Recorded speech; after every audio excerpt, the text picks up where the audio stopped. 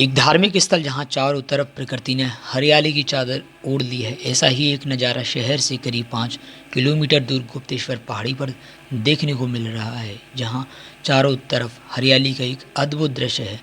गुप्तेश्वर पहाड़ी पर भगवान भोलेनाथ का एक प्राचीन मंदिर है। ये मंदिर 500 फीट ऊंचाई पर बना है। मंदिर में भोलेनाथ के दर्शन करने के लिए 84 सीढ़ियाँ चढ़नी पड़ती है।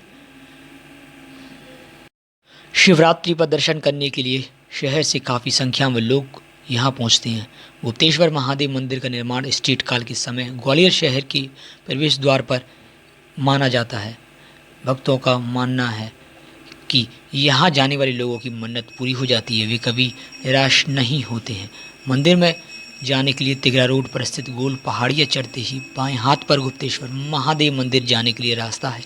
वहाँ से सीधे जाते हुए मंदिर पहुँचा जा सकता है। आज हम आपको गुप्तेश्वर पहाड़ी से जुड़ा हुआ एक रहस्यमय इतिहास बताने जा रहे हैं।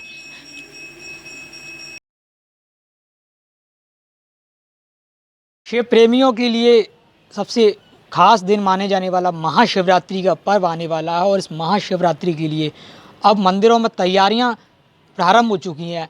मैं इस वक्त ग्वालियर के गुप्तेश्वर पहाड़ी पर मौजूद हूं और आपको मैं यहां की आज ऐतिहासिक महत्ता आपको बताने जा रहा हूं। नमस्कार, मैं हूं विवेक माझी और आप देख रहे हैं फुहार, खबरों की रफ्तार लगातार। मेरे पीछे आप यहाँ काफ़ी संख्या में जो पेड़ देख सकते हैं आप, यहाँ एक जंगल जैसी जो श्रृंखला नुमा पेड़ बने हुए हैं। काफ़ी पीछे एक पहाड़ी भी बनी हुई है और मेरी इस ओर यहाँ पर गुप्तेश्वर मंदिर का जो द्वार है। आपको बता दूं कि ग्वालियर के तिगरा रोड स्थित यहाँ गुप्तेश्वर मंदिर बना हुआ है। काफ़ी प्राचीन मंदिर है। इस मंदिर से क्या कुछ धार्मिक मान्यताएं जुड़ी हुई हैं, आज हम इसी मंदिर को लेकर पूरी चर्चा करेंगे और जानेंगे कि इस मंदिर में क्या कुछ धार्मिक महत्ताएं हैं, क्यों इतना खास बना हुआ ग्वालियर का ये मंदिर। चलिए हम जानते हैं।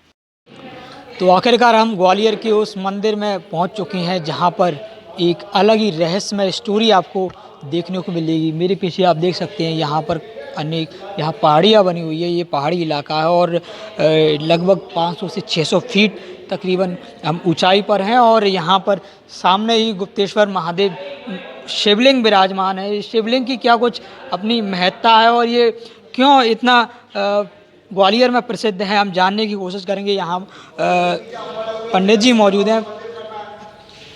पंडित जी, क्या कुछ नाम है, आप नाम बताइए, अपना परिचय। मेरा पंडित संतोष तिवारी नाम है जी।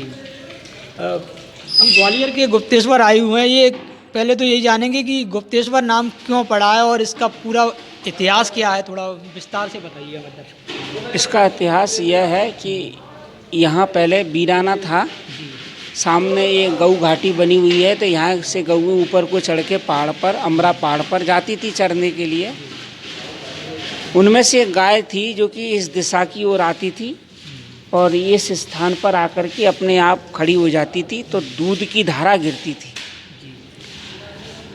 जो गऊएं चराता था उसने जाना कि ये गैया इधर कहाँ जाती है। जब वो गैया यहाँ आई, उसका पीछा करते करते उसने आकर के देखा कि गैया आकर के खड़ी हो गई यहाँ और दूध की धारा गिरने लगी। ऐसी धारा गिर रही कि प्रबल धारा। सब लोगों को आश्चर्य हुआ कि ऐसा कैसे हो सकता है, कुछ तो है यहाँ। उसने ये सभी को बताया। सब लोगों ने जानने की इच्छा रखी, तो यहाँ उसको स्थान को नीचे चारों तरफ खोदा, तो नीचे एक कमरा भी है, इतना गहरा खोदा गया। तो देखा तो वो शिवलिंग है निकला। और उसकी और गहराई जानने की इच्छा कितनी रखोगे, एक कमरा तक बन गया, इतना गहरा खोदा गया। यानी कि आप ये कह रहे हैं कि ये इसकी गहराई बहुत अधिक है, जिससे कि ये गुप्त है, मतलब ये बात गुप्त है, इसलिए गुप्तेश्वर नाम इनका इसलिए गुप्तेश्वर नाम पड़ा। और गऊ के द्वारा इस स्थान की, इस शिवलिंग की उत्पत्ति हुई है। कहीं किसी शिवलिंग की जो स्वयंभू होता है, जैसे ज्योतिर्लिंग है, हर शिवलिंग के पीछे कोई ना कोई भक्त की कहानी या कथा उससे जुड़ी हुई है। पर इस स्थान की विशेषता यह है कि इस स्थान से, इस शिवलिंग से गौ की कथा जुड़ी हुई है, गाय के द्वारा ही इस स्थान का प्रादुर्भाव हुआ है। और ये स्थान जो है शिवलिंग है, ये स्वयंभू है। कह सकते हैं रियासत कालीन ये मंदिर बना हुआ है। रियासत तो एक राजा रजवाड़ों के लिए कहा जाता है, पर लेकिन ये तो स्थान स्वयं प्राकृतिक है और स्वयं भू होने के कारण बस ये गुप्तेश्वर महादेव हैं और ये गऊ के द्वारा उत्पत्ति हुई है, इसलिए इसकी महिमा अपार है। हाँ।